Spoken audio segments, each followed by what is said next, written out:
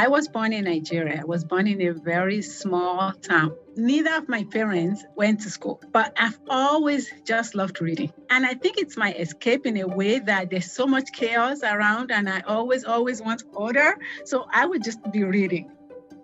I remember almost all of the books and the colors and the smells of my geography book or my English book or my math book. The other thing is because my parents are farmers, we just lived on whatever we can grow on the farm, with the exception of one thing, the cocoa tree. I first got interested in the fermentation process that happens. And I'm always curious about the chemistry of what happened there. By the time I was 8, I knew I wanted to be a scientist. I would live in a lab coat, doing some experiments. It has always been part of my dream. I went to college, which was in Nigeria, but I had a head of department in my 3rd year. He told me, Yemmie, you have the potential, you gotta come to the US and I'll do anything to support you. Fast forward, I got the opportunity to come to the US. In my field, it's typical to do a postdoc. I thought at that point, it's more likely that I continue on what I thought was my track of being in the lab. Then an opportunity came upon where this company was doing research in Alzheimer's. Academic research is great, it's the beginning of everything, but when you're in pharma, it's actually bringing it to actual real patients that are suffering from diseases. And so to be able to make that impact, I could not resist.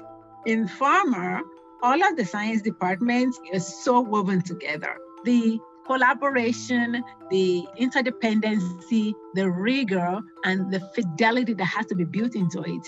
Everything I do, it's informing the collaborations, and therefore, I got exposure to those other functions. Every single day, I am challenged in a positive way, whether it's moving from one disease area, from neuroscience to cardiovascular, now to renal. When a drug gets approved because it's safe and effective, that's not the end of it. I am currently running a clinical study about a drug that's already approved, but we think there is other ways that this drug can actually make the same patients' lives better, or maybe additional patient groups. I do more than work. The 2 closest things to my heart are my 2 children. I spend a lot of time with them. Initially, they said they don't want to do anything I do, right? But now, my daughter wants to study cognitive science. My son is studying chemical and biomolecular engineering. So here they are. They think they are all grown up now.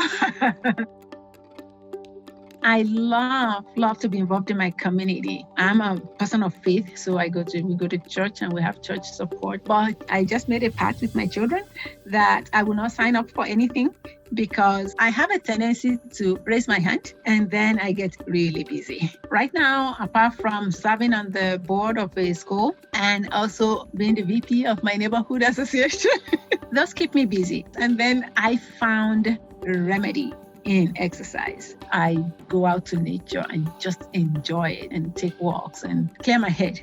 I also like to spend time virtually with my family in Nigeria, and as time goes on, it has become much easier to do. I've always felt like I don't have creative arts. Then I thought about my journey, and I think creativity has been a whole driving part of my entire journey. Creativity comes in different forms. I think science works because it is creative. It is innovative. It's as innovative as you can be. At the end of the day, science works because we bring life-saving, life-changing medicines to improve people's lives.